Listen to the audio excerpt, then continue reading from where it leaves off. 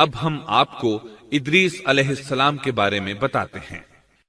ایک حدیث میں ہے کہ آدم اور شیس علیہ السلام کے بعد ادریس علیہ السلام پہلے نبی ہیں۔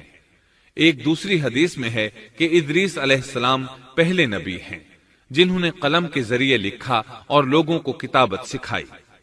حافظ ابن کثیر نے ان کا حلیہ کچھ یوں بیان کیا ہے: پورا قد و قامت، خوبصورت، خوب رو، گھنی داڑھی، عمدہ اوصاف کے مالک، چوڑے کندھے، مضبوط ہڈیاں، دبلے پتلے، سرمگی چمکدار آنکھیں، گفتگو باوقار، خاموشی پسند، سنجیدہ اور متین، چلتے ہوئے نظر نیچی، انتہائی فکر و خوض کے عادی، غصے کے وقت سخت غضبناک، باتیں کرنے میں شہادت کی انگلی سے بار بار اشارہ کرنے کے عادی۔ ادریس علیہ السلام شیس علیہ السلام کی شریعت پر عمل پیرا رہے۔ چونکہ ادریس علیہ السلام رسول بھی تھے، اس لیے اللہ کی طرف سے مستقل ان پر شریعت نازل ہوئی، جس کی تشریح و تفسیر کر کے لوگوں کو احکام الہی سے آگاہ فرماتے۔ ادریس علیہ السلام نے جب دیکھا کہ مفسدین ایمان والوں پر ظلم و زیادتی کر رہے ہیں، ان کا فساد بڑھتا جا رہا ہے اور سمجھانے کے باوجود یہ لوگ باز نہیں آ رہے، تو انہوں نے اپنے پیروکاروں کو جہاد کا حکم دیا۔ ادریس علیہ السلام پہلے شخص ہیں جنہوں نے اللہ کے راستے میں جہاد کیا، غنیمتیں حاصل کی اور دشمنوں کو قیدی بنایا، لیکن غنیمتیں اور قیدی ان کے لیے حلال نہیں تھے۔ رسول اللہ صلی اللہ علیہ وسلم پہلے رسول ہیں جن کے لیے غنیمتیں حلال کی گئیں، لیکن یہ بات یقینی ہے کہ جہاد سب سے پہلے ادریس علیہ السلام نے کیا۔ انہوں نے جہاد کے لیے سب سے پہلے ایک لشکر تیار کیا، پھر اس لشکر کو 2 حصوں میں تقسیم کیا۔ ایک حصہ پیادوں پر مشتمل تھا، دوسرا سواروں پر۔ چنانچہ بھرپور تیاری کے بعد ادریس علیہ السلام نے قابیل کی قوم پر چڑھائی کر دی۔ حق و باطل کے درمیان زبردست مارکے ہوئے۔ آخرکار ادریس علیہ السلام نے انہیں گھٹنے ٹیکنے پر مجبور کر دیا۔ ان کا بہت سا مال و اسباب لوٹ لیا اور لوگوں کو قیدی بنا لیا۔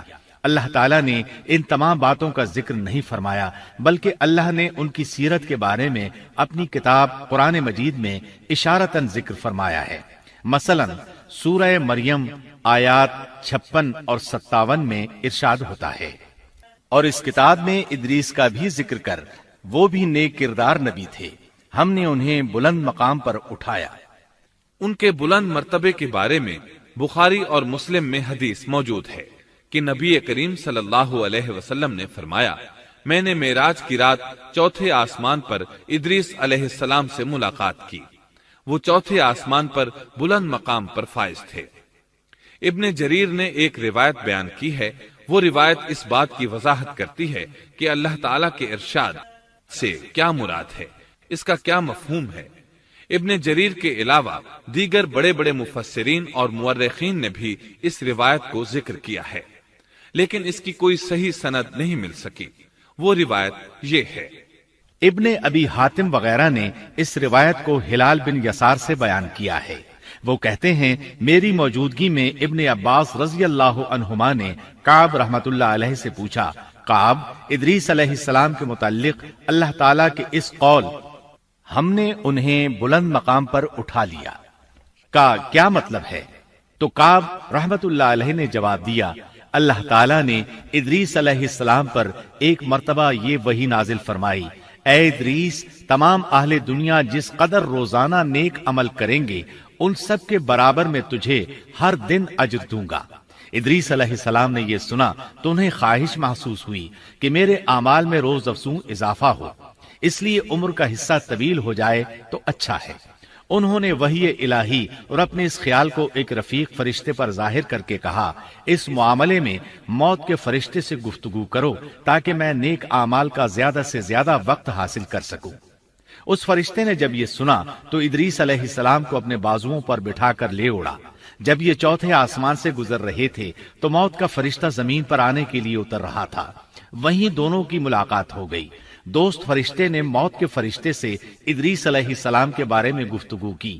موت کے فرشتے نے دریافت کیا، ادریس علیہ السلام کہاں ہیں؟ اس نے کہا، میری پشت پر۔ موت کا فرشتہ کہنے لگا، مجھے اللہ کی طرف سے یہ حکم ملا ہے کہ چوتھے آسمان پر ادریس علیہ السلام کی روح قبض کروں۔ اس لیے میں سخت حیرت میں تھا کہ یہ کیسے ممکن ہے، ادریس علیہ السلام تو زمین پر ہیں۔ چنانچہ موت کا فرشتہ ادریس علیہ السلام کے پاس آیا، ان سے اجازت طلب کی اور ان کی روح قبض کر لی۔ انبیاء کو یہ امتیاز حاصل ہے کہ فرشتہ ان کی اجازت کے بغیر ان کی روح قبض نہیں کر سکتا، اور رسول اللہ صلی اللہ علیہ وسلم کو تو یہ اختیار دیا گیا کہ آپ دنیا میں مزید رہنا پسند کریں تو رہ سکتے ہیں، یا پھر رفیق اعلیٰ کی رفاقت کو پسند کر لیں۔ آپ نے رفیق اعلیٰ کی رفاقت کو پسند فرمایا۔ اس طرح ادریس علیہ السلام کی روح چوتھے آسمان پر قبض کی گئی۔ انہیں بھی عیسیٰ علیہ السلام کی طرح آسمان پر اٹھایا گیا۔ فرق یہ ہے کہ عیسیٰ علیہ السلام کی روح قبض نہیں کی گئی۔ یہ واقعہ نقل کر کے کعب رحمت اللہ علیہ فرماتے ہیں کہ اللہ تعالیٰ کے ارشاد کی تفسیر یہی ہے، لیکن درست بات یہ ہے کہ یہ اسرائیلی روایت ہے۔ ادریس علیہ السلام کی وفات ہو گئی تو لوگ فساد میں اور بڑھ گئے، ان میں شر پھیل گیا، تاہم وہ توحید پر قائم رہے۔ بت پرستی کا ان میں کوئی شعور نہیں تھا۔ لوگ آدم علیہ السلام کی وفات کے 1000 سال بعد تک توحید پر قائم رہے۔ ان میں فسق و فجور ضرور تھا، لیکن شرک نہیں تھا۔ اللہ تعالیٰ کے اس ارشاد دراصل لوگ ایک ہی امت تھے کا یہی مطلب ہے۔